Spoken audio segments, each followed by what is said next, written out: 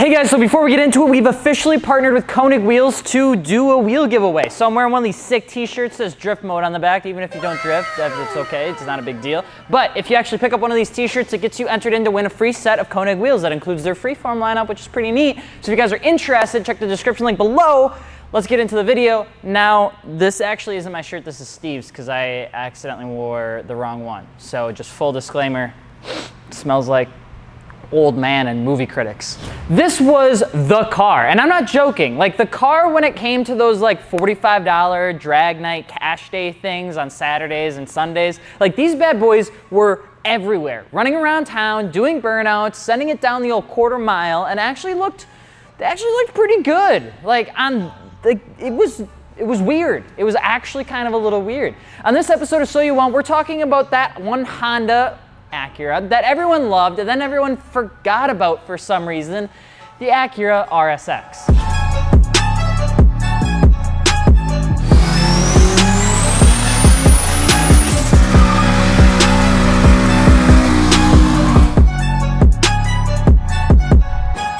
The Acura RSX was a sport coupe A that was introduced back in 2002. Kmart Corp filed for bankruptcy, Jimmy Carter received the Nobel Peace Prize, and Mars Odyssey found some water deposits on Mars.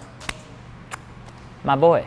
Here on Earth, the Acura RSX was also finding deposits of success and horsepower in the good old US of A, because Acura was coming on board to just deliver a car that people would love.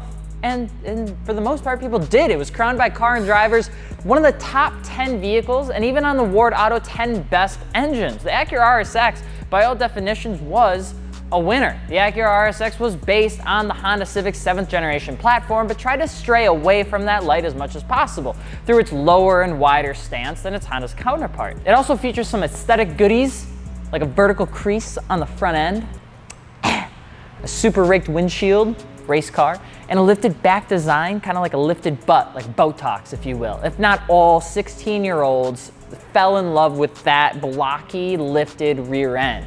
The interior was pretty decent. It didn't have much to look at, but that's likely why the RSX stayed so popular for so long. When you got in it, it made the association that it was like, I remember that RSX people used to be like, it's just like the Supra interiors, because the interior actually heavily focused around the driver and had the same way, I mean, did it really? Probably not the same. It's kind of the same way that Dakota thinks a certain soft drink is better than the only Coca-Cola, but that's besides the point. In all, the Acura RSX was meant to be a replacement of the Integra while upgrading the perceived value by having it within Honda's luxury division. The car had received fancy upgrades, like a whole new suspension system comprising of McPherson struts and a double rear wishbones. It actually helped with the plant of the car, and that's what actually allowed people to truly enjoy how it was built with the front wheel drive, kind of the wrong wheel drive for some people, but a lot of people truly enjoyed the platform. Not just that, but the Acura RSX came with what many of us would consider too much money goodies if we were buying new cars back in the early 2000s. Came standard with some cruise control, 4-wheel ABS, power windows, and a power moonroof, which if you're comparing that to the SRT4, the Acura RSX was like the Lamborghini of the two. The driving experience was decent, with its variable power assist rack and pinion steering column pretty much putting the car wherever it needed to be despite its front-wheel drive restraints. Anyway, the Acura RSX had two models, the base and the Type S pretty much. If you wanted the faster guy out of the two, the Type S kicked it to a nickel to around 200-ish horsepower and a gnarly 8,100 RPM redline, which was baller as hell. It was awesome. Even with its short life, both the RSX and the RSX Type S had received various goodies with a small revamp in 2005 before it got, you know. Acura would go on to give it some NKs and new headlights, while the Type S would receive much love under the hood with a revamped camshaft, bipipe, high-performance muffler, and a 4.77 final drive, and an intake snorkel that they stole from the DC5 Type R. In case you were wondering, it's a fun fact for you. Maybe if you get on Who Wants to Be a Millionaire, or if you're having an old bush light next to a campfire with a couple of your boys on a Saturday, because guess what Saturdays are for?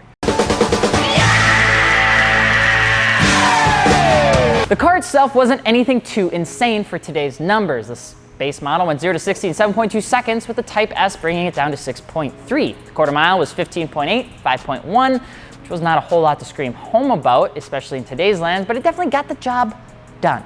Back in the day. I know, I say back in the day, like I'm 40 years old. However, back in the day, it was good. Now, not so much, but that's okay, because we're not gonna give it a hard time just because it doesn't go down a straight line super fast, all right? But the cars themselves haven't been in the limelight for quite some time now, which does draw a unique question. Why?